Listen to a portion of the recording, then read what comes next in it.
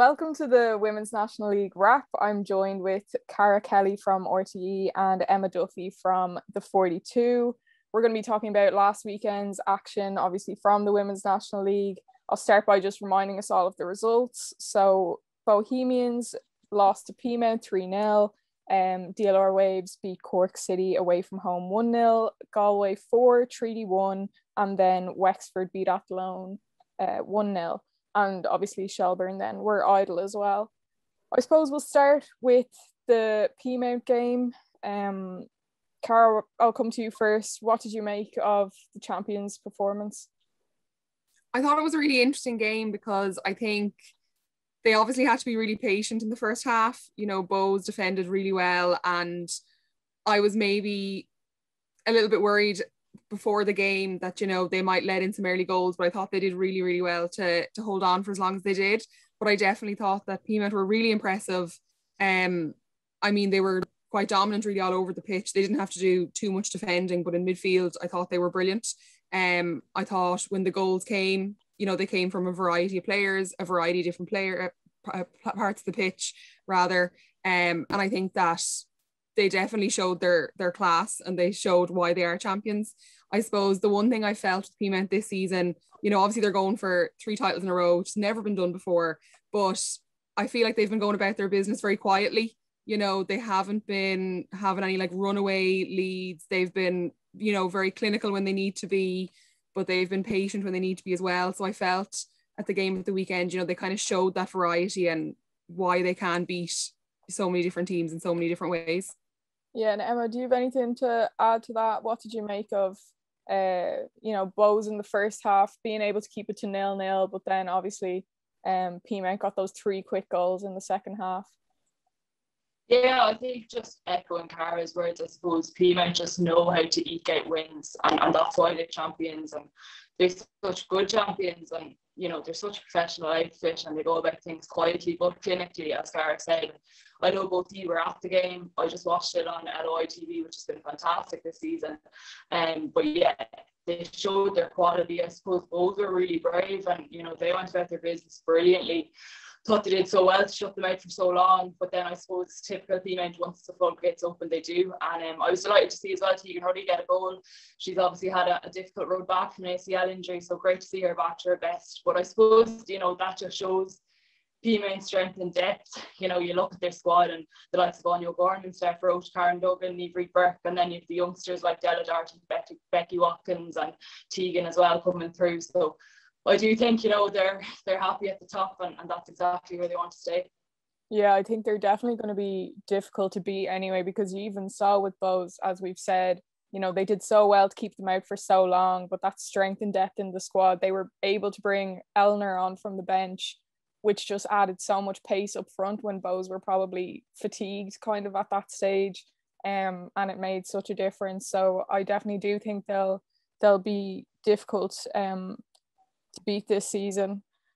Yeah, absolutely, and a kick from Ellie as well. It was super. And I think the third goal as well was incredible. Just the transition from defence to attack, the nice little flick in there from Sive Doyle, and it was just like so seamless and effortless. And all of a sudden, they had their third goal. Yeah, it was. I thought they were really brilliant, and like I said, the strength and depth was brilliant. You know, they were coming to play a Bows team who are, you know, really improving. They've shown their class so far this season, and you know, they were able to leave Stephanie Roach on the bench, Eleanor Ryan Doyle, Della Doherty, and have those players to bring on. Like it is really, really brilliant for them. Yeah. And then moving on, it was a tight game. Cork and DLR, just that first half goal kind of being the difference. But DLR are definitely showing really, really positive signs so far this season. Emma, do you think that they could be title contenders? Yeah, I think, look, it's probably a work in progress, and that's something that all the DLR players and Graham Kelly himself says. But I think they've shown huge improvement.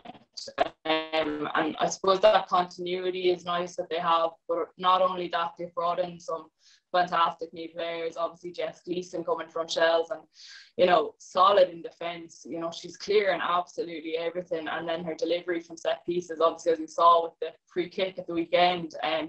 you know, she can do it at both ends of the pitch, I guess. And then a problem that DLR maybe had the last 2 years is that attack in third. You know, things might just broke down there. And they brought in a few players, I suppose, Kate Mooney and the likes, and they've been getting things going there. And, you know, I think speaking to a few players before the season kicked off, and Katie Bird has been one, she said, you know, they were 6th last season and top 4 was their target this season. But I don't see any reason why they can't finish a little bit higher than that. Than 4th. They won't just settle for that. And look, it's great to see them, I suppose, mixing it up at the top. It's probably been like, you know, it's been a little bit of a long time coming, and I think they're really just clicking this season, and it's great to see. Yeah, Cara, do you agree? Do you think they should be aiming for maybe even higher than top 4? Yeah, I think they've been, you know, really impressive, and I think even before the season started, I was working on a preview piece for radio and RTE, and anyone I spoke to about, you know, who's the team to watch, who are the players to look out for, everyone from managers to players all said DLR Waves. You know, they all said they've really kind of worked hard at getting a good squad together, bringing in good players, building a little bit of strength and depth, having that mix of experience and, you know, young players. And I think that they definitely can aim for that higher finish than 6th where they finished last year. You know, and even, you know, I was like looking back in the game so far, like they beat Galway, they haven't beat them since 2017, and like wins like that will give them confidence going forward to know that they can beat the bigger teams and they can beat teams they haven't beaten before. So I think, you know, they'll definitely be aiming for higher than they've gone before. Yeah, and I think, you know, there is such a buzz around them this season, and it comes from the players as well. There seems to be such a good team spirit within them. Like, they want to play for each other and they want to win for each other, which I think is really great to see. And it's a kind of trait in a team that can really, really get you far if you have that positive team mentality. You know, you're bound to fight for each other and work for each other. So I definitely think that, you know, they could be top 3, maybe, you know, you never know, like 2nd, challenging for the title. It's definitely a really, really positive start for them, but obviously it is early days.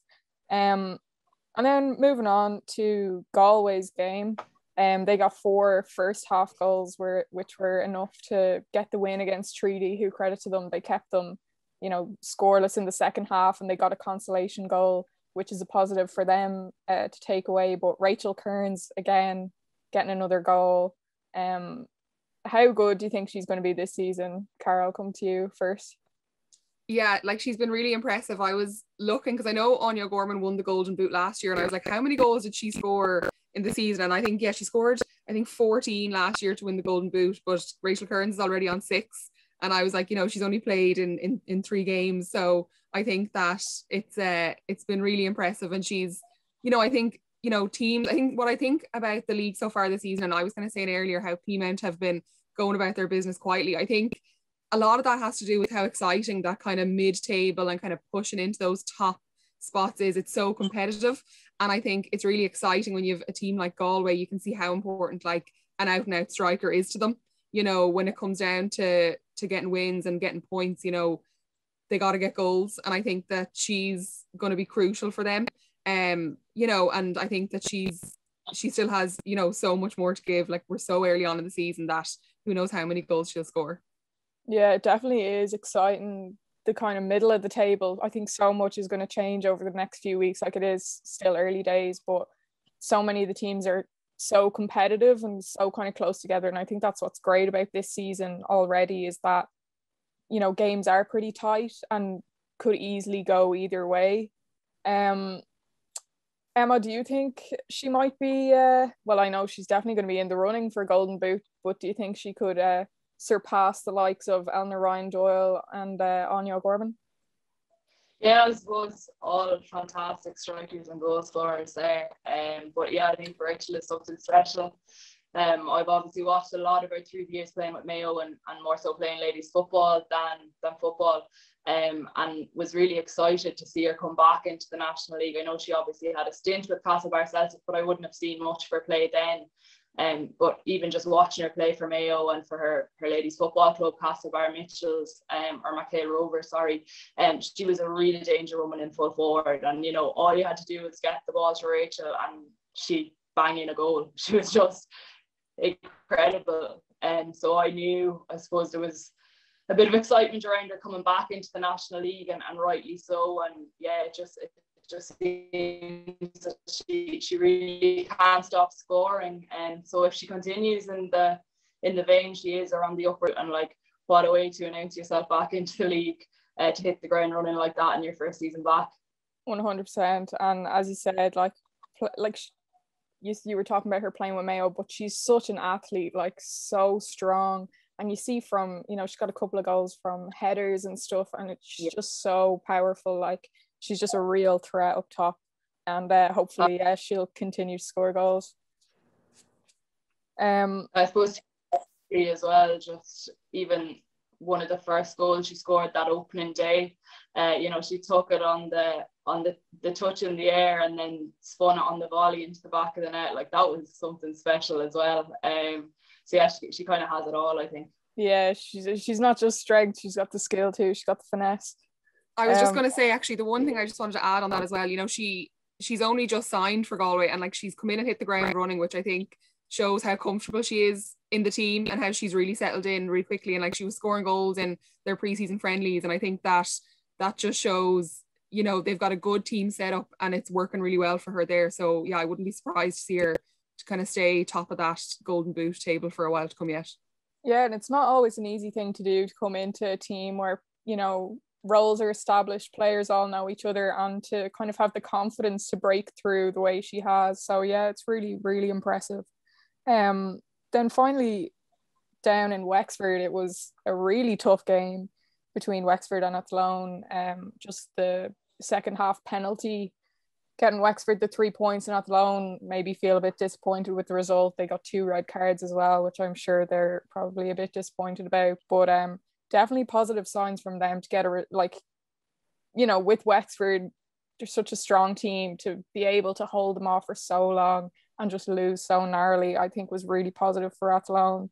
There's a bit of talk about Wexford maybe not having gotten the start to the season that they would have liked. But having said that, they're still getting points on the board. Like, they're still getting those wins, like making it happen. What do we think? Do they need a bit more confidence? Or do you think if they keep going this way, they'll still manage to get the wins? Well, I think that obviously Wexford are such an experienced team, and they've won titles, they've won cup finals and all that kind of stuff. And maybe they're not getting the start they wanted. They haven't had massive results, but I think that just, it even reiterates even more the improvements that the teams lower in the league are making. And I think that Athlone, I know they had 2 red cards, and obviously it's only their second year in the league. Maybe they're a little bit inexperienced, discipline might be a little bit of an issue for them, but I think that to hold off a team of Wexford's caliber for as long as they did, and to only concede a penalty, not only concede a penalty, but it wasn't a goal in the run of play. They managed to stop them from scoring in normal time. That it's important to kind of recognize that, okay, maybe Wexford weren't amazing, but maybe Athlone were defending really well and playing really well. So I think it's a mix of both. And Wexford have so much experience, they've so many great players, they've kind of done it all, and they know what they have to do. So I don't think you can write them off too early just yet. Oh yeah, definitely not. I think that there's still so much to come from them. And Lauren Kelly, who has a huge impact in the team, is out injured at the moment. Once they get her back, not saying that they'll need to rely on her or anything like that, but it'll just be kind of another injection of confidence, I guess you could say. But they're so experienced, and I'm sure like they'll be able to bounce back from anything. And even still, they might not be at their 100% best, but they are getting points on the board. They're still, they still got the win, yeah, exactly. It's a professional win, it's not pretty, but it doesn't matter really. A win is a win. Yeah, absolutely. Like, a win is a win, and Wexford will just be, I suppose, thankful of that. Like Peamount, they know how to eke out wins, and I suppose they're a team of kind of hard workers and grafters, and that kind of just reflects in the result of the weekend. And obviously they've had a tough start to the season too. Peamount down in Ferry Carrick the first day, and that game easily could have went the other way. Obviously the penalty off the post, and then Peamount went up and scored at the other end. So if they had to have won or drawn that day, we could be looking at a completely different story. It kind of just shows how fickle football is, and how things can change in an instant. But maybe I might just give a word there to Ciara Rossiter. I think she's had a fantastic start to the season, like probably the best left back in the country right now, and I think she definitely just deserves a bit of credit. I suppose it's kind of been the Ella Malloy show so far, and rightly so. Obviously the 4 goals last weekend were something special, but I think Ciara definitely deserves a mention just for the work she's doing at the back and just the vast improvements she's made. Yeah, definitely. And she was out for a while with an injury, so it's definitely great to see her kind of come back to her peak. And she's really dominating and making a huge impact for Wexford. And on that note, are there any players that have stood out to you so far this season? Whether kind of a new up and coming player or someone who's just like really caught your eye to make an impact? I suppose the one that I had kind of taken note of the games that I've been to so far is probably Cork's Ava O'Mahony. I thought she's been really impressive for them. I know they haven't got the start to the season that they wanted, but I think she's been really, really good in midfield for them. I saw them play against Shells down at Turner's Cross, and then last weekend against Bows.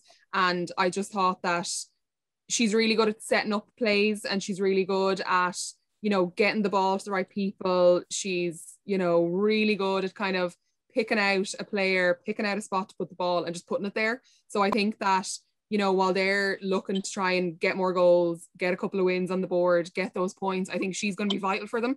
Excuse me. And I think that, you know, she's really athletic. Excuse me. I think she's really athletic. I think she is the full package for them. And I do hope that they can kind of try and make their way up the board a little bit, because I think she's been really, really good. And Emma?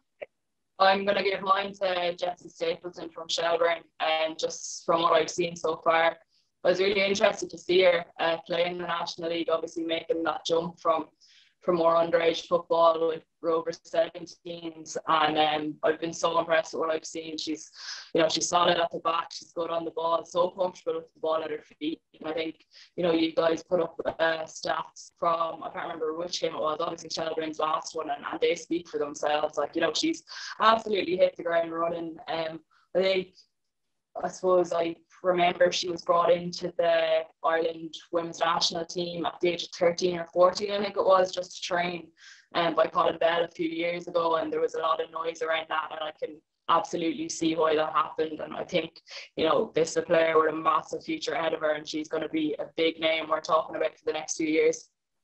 Yeah, definitely both two really exciting players. And next week we have some like really exciting fixtures coming up. Shelburne versus DLR, Wexford versus Galway, Athlone versus Cork, Treaty versus Peamount. I think, as we said earlier, those kind of middle of the table battles are going to be really interesting to see how they play out. And, you know, there could be some really, really big results in there for some of the teams that will really benefit them later on in the season. But also I think Shelburne and DLR will be a really super game, and, you know, it'll really just see how competitive can DLR be in this league. Shelburne, I think, are going to be definitely aiming for the title anyway. Kick Peamount off their perch a bit, but yeah, definitely really, really exciting fixtures to come. They'll all be available to stream live on LOI TV as usual. But I think that's all for this week. Thanks so much, guys, for joining me and giving your opinions. It's been really, really great to talk to you. And yeah, hopefully see you all next week.